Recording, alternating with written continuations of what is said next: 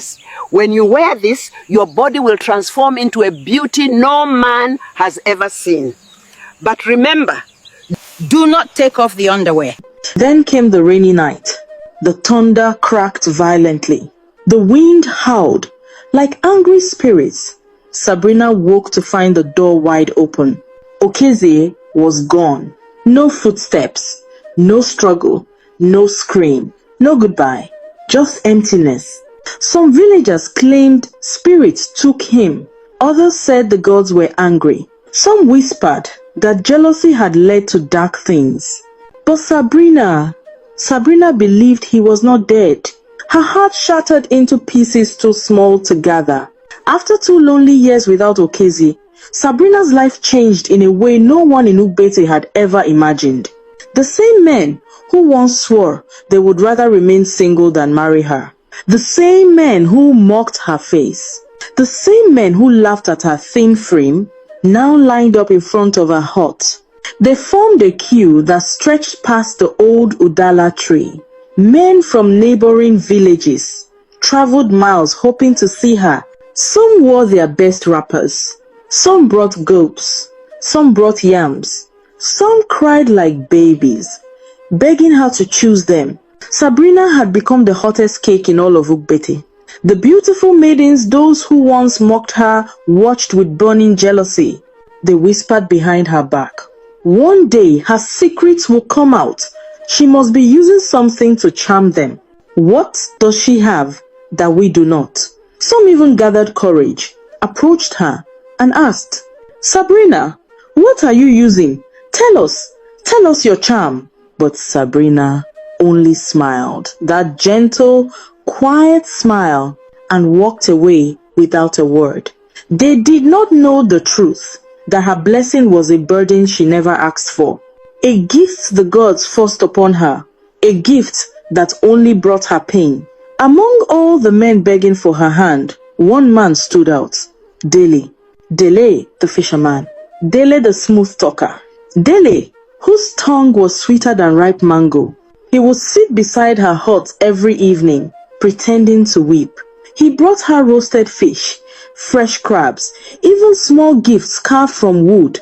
Sabrina, he said one night, wiping fake tears, my heart beats only for you.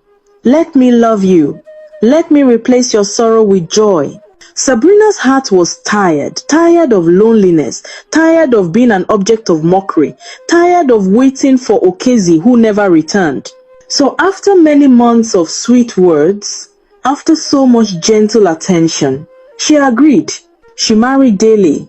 Dele pretended to love her, pretended to cherish her, pretended she was his blessing from the gods.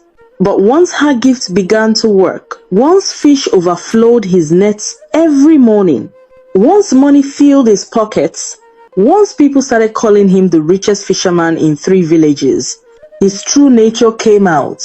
He stopped coming home early. He stopped eating her meals. He stopped sleeping beside her. Then one hot afternoon, the truth exploded through the village like fire. Dele had run off with a young woman from Ogbete town, a girl with round hips, glowing skin, and laughter like bells. He left Sabrina without a goodbye, without shame, without a single glance back. For the second time, Sabrina broke. Soon the whole region knew her story. If you want wealth, the villagers said, marry Sabrina, but forget beauty, she has none. Men began to come not for love, not for companionship, not even for respect, but for quick riches. And one by one, she married them. Not because she wanted to, but because she was tired of being alone, tired of the mockery, tired of nights filled with silence and tears. And one by one, after her blessing, lifted them from poverty, after wealth kissed their lives, after their pockets grew heavy and their faces grew proud, they left her. Some ran away with prettier women. Some simply disappeared like Okezie. Some never returned home after tasting prosperity. Ugbete village began to whisper again, but this time with fear. There is something strange about her. Every man she marries becomes wealthy, then vanishes. Maybe she is cursed. Maybe she is a spirit. But the men kept coming. Some out of greed, some out of foolishness, some out of desperation. And every time Sabrina gained a husband, the village held its breath, waiting for the moment he would vanish. Her heart became a cracked calabash that could hold no joy. She stopped coming outside, stopped smiling, stopped believing she was worthy of love. Her heart became her hiding place, a silent grave where hope went to die. Some villagers pitied her, most mocked her. They called her the beautiful blessing wrapped in an ugly body.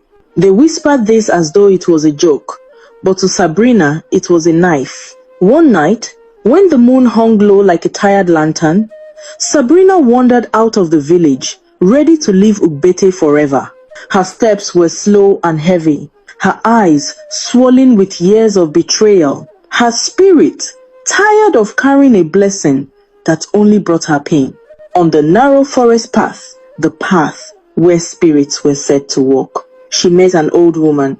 The old woman's white hair flowed like river foam. Her eyes glowed with something ancient. She looked at Sabrina as though she had been waiting for her. "Child," the old woman said, "beauty has punished you long enough. Take this underwear. Wear it when the moon rises. You will become what the world respects." She stretched out her wrinkled hand, holding a strange underwear made of silk that shimmered like water.